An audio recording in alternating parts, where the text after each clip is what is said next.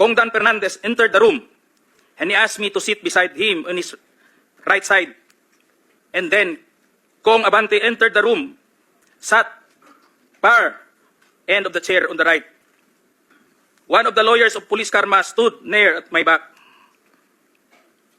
Kong Dan Fernandez put the paper he was holding on the table and told me, ito ang sasabihin mong statement na ito. While pointing on the paragraph on the paper, ito ang supplemental affidavit ni Colonel Garma. Sabihin mo, alam mo ang reward system. I-confirm mo lang.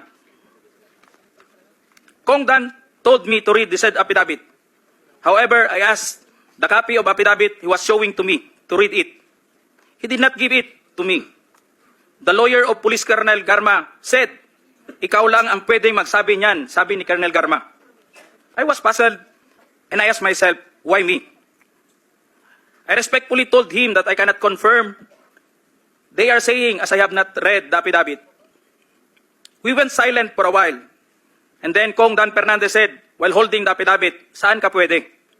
Dito, noong 1999, about DDS. Alam mo to, pulis ka na sa Davao nito.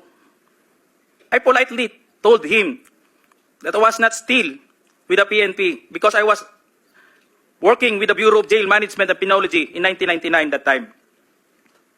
After some time, Kong Abante asked me how many years do still I have with the PNP. I answered, I still have 4 years before my retirement. Then he made a remark, pwede ka pang maging general. I humbly responded to him, masaya na ako sa ranggo ko, sir. Pagkatapos nito, sir, uuwi na lang ako. At magtatanim na lang ako ng kamote sa amin. The cordial conversation between us continued.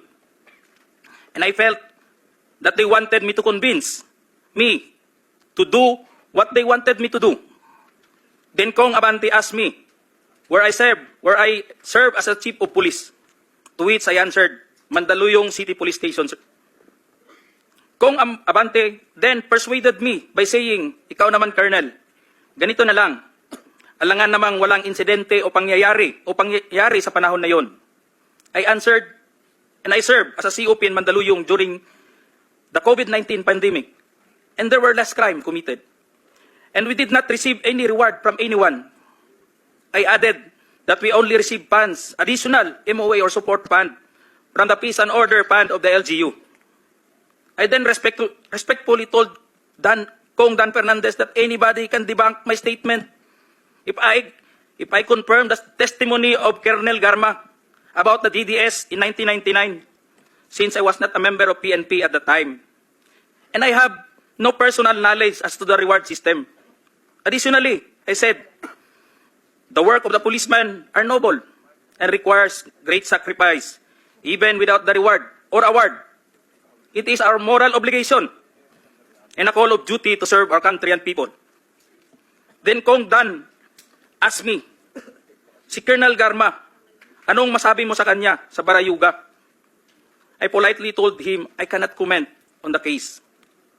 When I respectfully answered him, sir, mahirap yan.